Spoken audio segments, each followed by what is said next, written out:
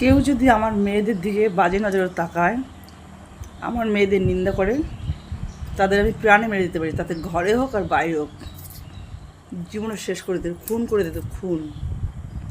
কারণ আমি এমনই একটা মা, ভুলে যাবো যে আমার সাথে সম্পর্কটা কী তাদের।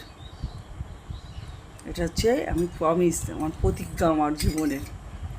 যদি আমার মেয়েদের দিকে বাজে নজরে তাকায়, আমার মেয়েদেরকেও যদি নিন্দা করে, জীবনটাকে শেষ করে দেবে, খুন করে দেবে। আমি এমন একটা মা, প্রাণের ভয় নেই আমার, জেল হবে না, ফাঁস হবে।